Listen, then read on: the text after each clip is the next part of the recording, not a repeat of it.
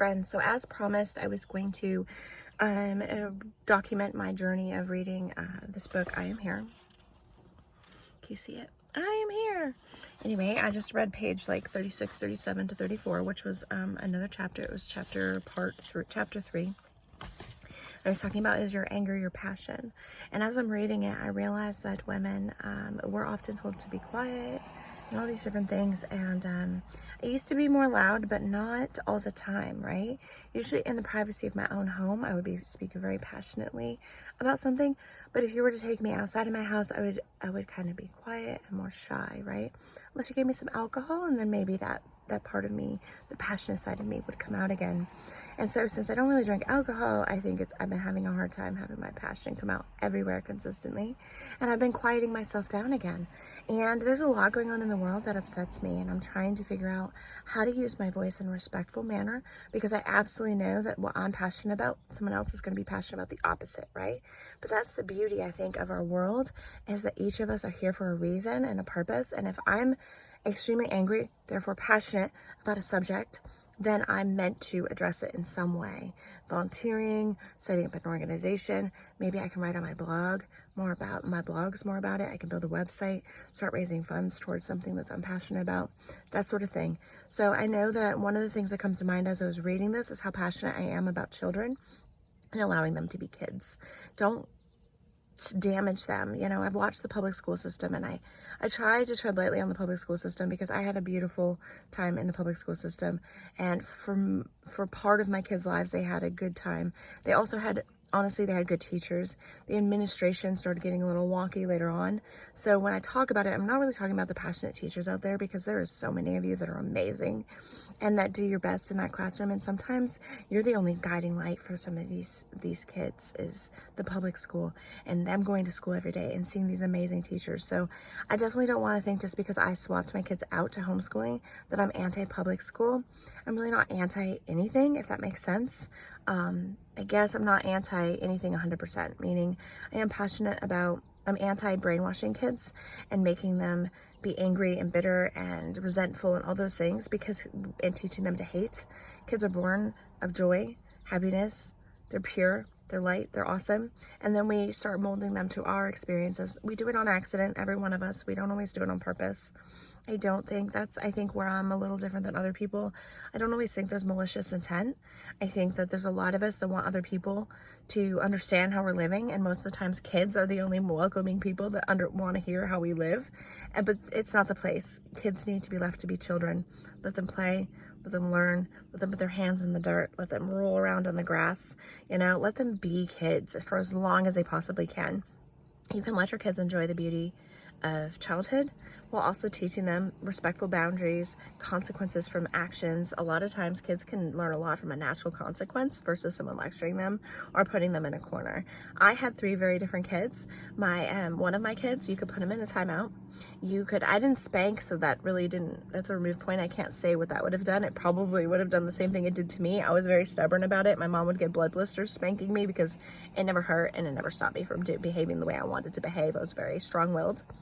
And all of my kids are pretty strong-willed. So anyway, one of my kids, you could put him in a timeout. You could put him in a room alone. It doesn't matter. He would serve his time for the consequence or whatever, for making poor choices or doing something dangerous, whatever it may have been. And it never worked. It didn't teach him a lesson. So we eventually just had to go with natural consequences. And here's the beauty that I think every parent should try. When my second child, which was my first son, came along, we actually got a family counselor, which was a beautiful help. He actually taught me a lot about, natural consequences. He doesn't want to put a coat on. It's not dangerous. He's just going to get cold. Let him be cold, and maybe he'll ask for his coat. He doesn't want to put his shoes on. He wants to walk outside in his socks. Let him walk outside in his socks. He's going to get cold, and he's going to ask for his shoes.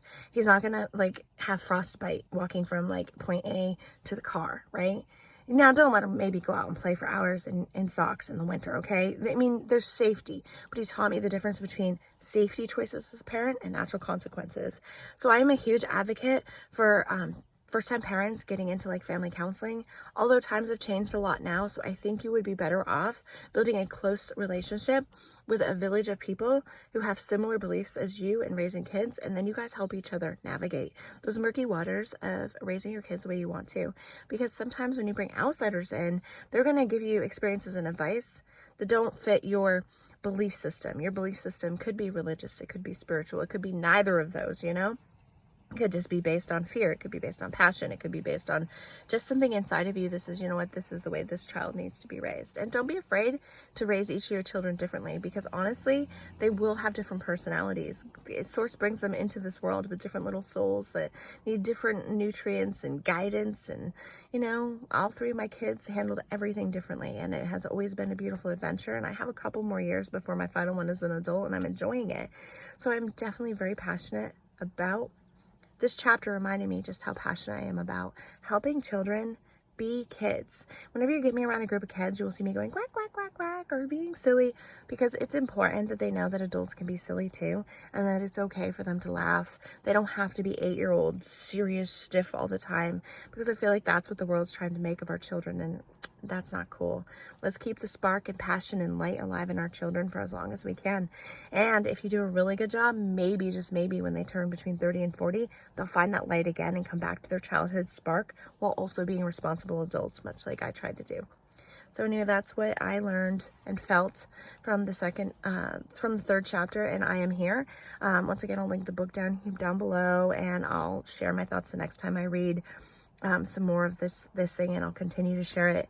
But again, I'm trying not to give you spoiler alerts, so I'm going to share my sponsor here at the end instead of in the middle of the video, so hopefully you'll watch it and enjoy the sponsor of this video. If not, I appreciate you watching this far, and leave a comment telling me what is something that you're really passionate about, that you wish you would speak up more about, or that you're already doing something about to raise money or to educate? Because I know so many of you are passionate about different things. And remember, in the comment sections, my friends, it is a open place for anybody to speak their ways. What are they passionate about? You know, unless it's illegal or, you know, obviously immoral, there are certain things at that level. But I want us to each be kind to each other, okay? If you don't like what someone says, just don't comment. Don't reply to their comment, okay? Love y'all. Be kind. Hey everyone, thank you so much for watching my video. This is just a quick pause to show you the sponsor of my videos as of lately. It's Naked Nutrition. I am an affiliate with them.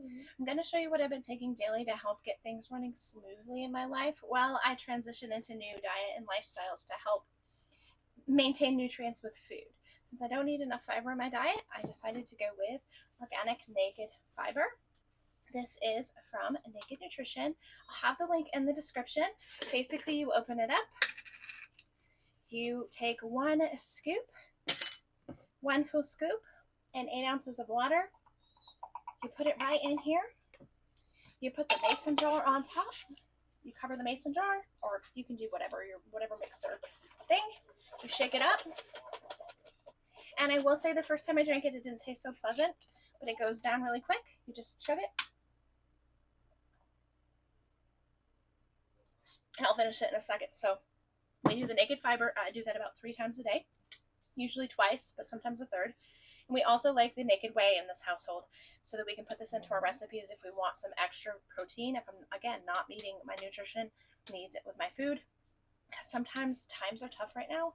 This can help us get through on those days when maybe we're not eating the right foods that we should be eating.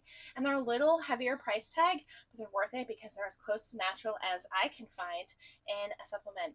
So thank you so much for learning more about today's sponsor, and I'll let you get back to the video. Have a beautiful day. And links in bio if you would like to try the fiber to keep things smoothly like me.